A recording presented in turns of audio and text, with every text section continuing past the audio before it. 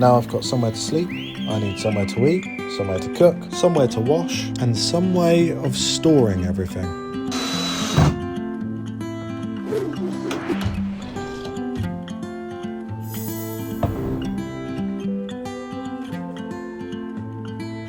Working from the back of the van to the front, first on the list, a massive drawer under the bed.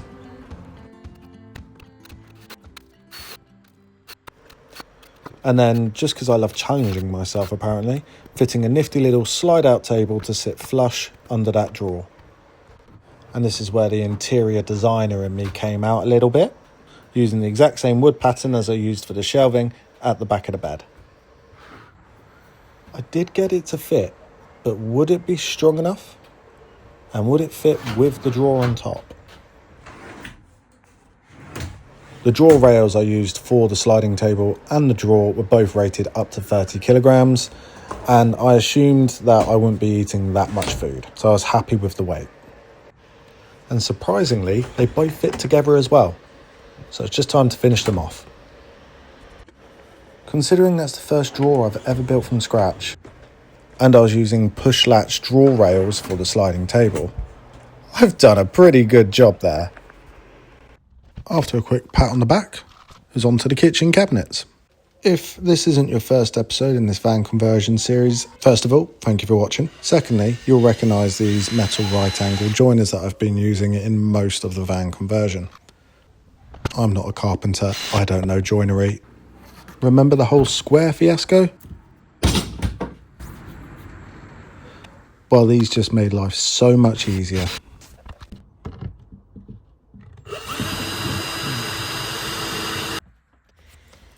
Because I'm getting old, I didn't want my fridge to be on the floor, so I raised it off the ground. And because I didn't want to waste the space under the fridge, time to fit another drawer.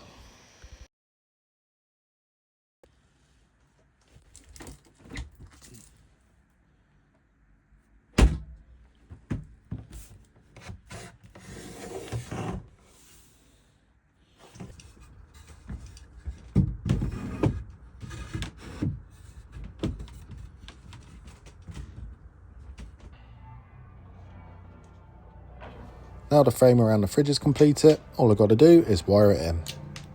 You'd think after a couple of months of working on this, I'd have some kind of clue as to what I'm doing.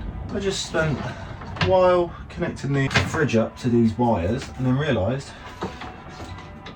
I've connected them on the wrong side of this beam, which means I've now got to thread 10 metres worth of wire back through just so I can put it back through that. Oh my god, I'm just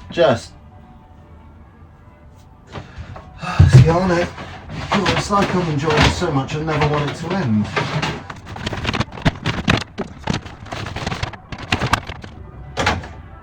There we go. Alright, let's do this. Let's do this one at a time, shall we? After wiring and rewiring the fridge in, finishing off the rest of the kitchen was going to be a piece of cake.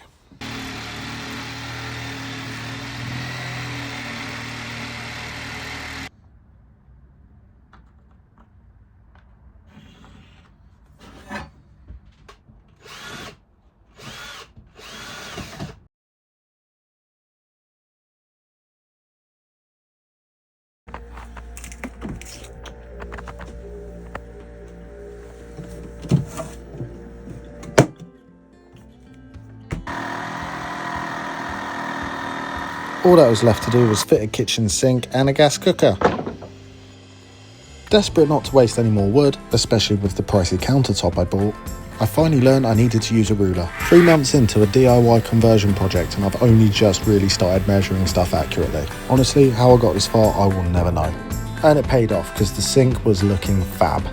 I also ordered a custom fit mattress to go on the bed and built an extra shelf at the back. Now there's no good having a sink if there's no water to fill it with, so I had to learn plumbing. And what I found with plumbing is I had no idea what the sizes of any of the pipes were. I'm not joking, I took half the sink with me to B&Q on the back of my motorbike just to make sure that I bought pipes that would actually fit the sink. The water system I put together was going to be nice and simple, all using 2 jerry cans, one for clean water with a pump in it, and one for waste. Alright, it's all wired in, so that will be glued there. That's the switch for the pump. The pump works. Good start.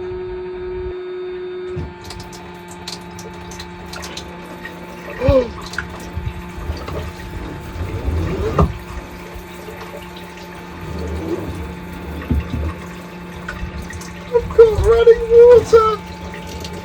I've got running water!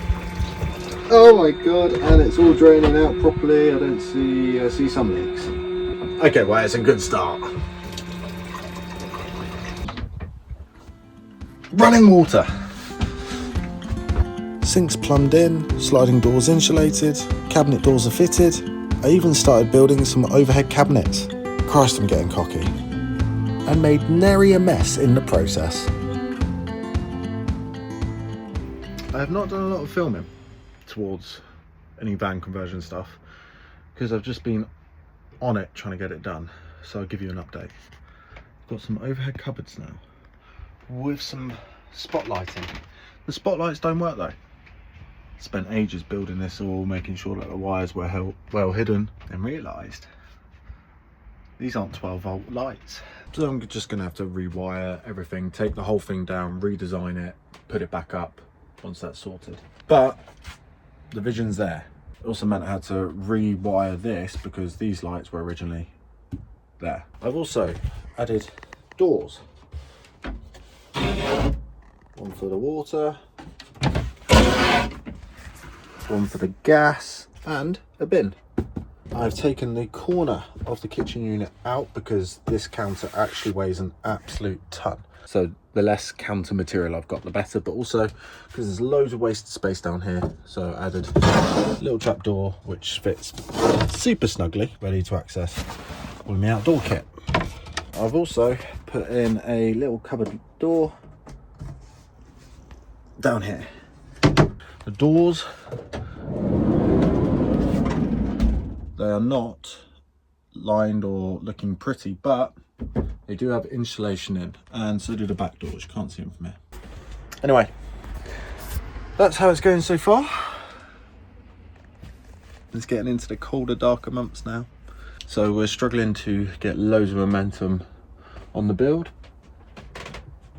but I'm happy with how it is. It's way better than this time last year. And looking back at last year's photos, it's definitely better than then. But there's still room for a few more creature comforts. So I fitted a projector screen and replaced the spotlights in the overhead cupboards, which all added together, in my not so humble opinion, just looked fantastic. The third age of this world.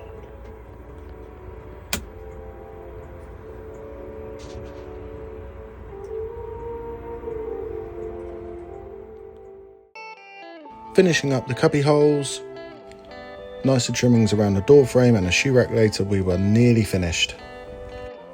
To stop me from damaging the kitchen wall from either splashing water from the sink or setting fire to it from the cooker, nice big kitchen black splash was installed too. And who could forget about Lola? She also needed somewhere to sleep. I thought she liked it. Not that she ever slept there. So the last 2-3 months I have been sorting out the interior of the van. It started to throw up a few problems. The main problems being that absolutely nothing in this van has been cut square. There's no right angles anywhere, so everything is just slightly on the wonk. And it seems like every single time I build something or do something, I've messed it up in some way. For instance, I've built a little shoe rack right by the front door. And I thought I'd take it out to the door and that'd be fine. And then I checked it by shutting the door, and then I realised the door wouldn't shut properly.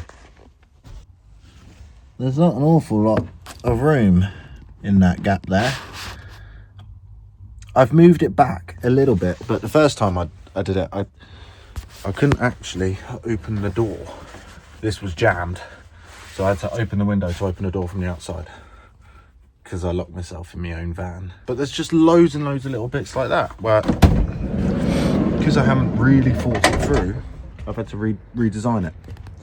This cubby hole, for instance, it's just putting up a couple of shelves. However, the fuel line for this goes along here under through behind the door, then down here, and then out the back into there.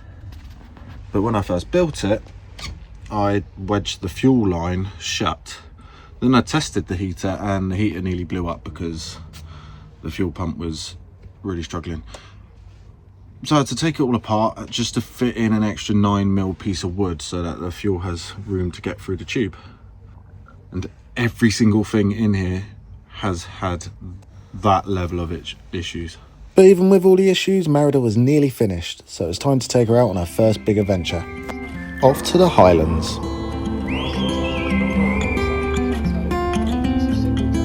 I think that I'm going to hiding somewhere by a gated star. Baby, they ain't never gonna find me. I'm a renegade. I could be the one who saved you from this hard place. We could be as one and we'll escape. We could run away, we don't gotta stay. I can feel it, it burns inside me. Take away the pain, we can go insane. I can feel it, it burns inside me. We could run away, we don't gotta stay. I can feel it, it burns inside me. Take away the pain, we can go insane. Trust me, I won't let you down. I won't let you down. Yeah, I won't let you down. I won't let you down. Oh, I won't let you down. What a beautiful trip. Then disaster struck. The world's most simple latch, and I'm really, really proud of that.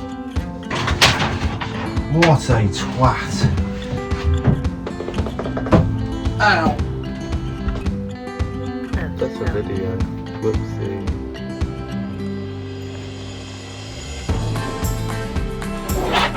Okay, that is a bit of a mistake. What about this? Does this work? Oh, okay.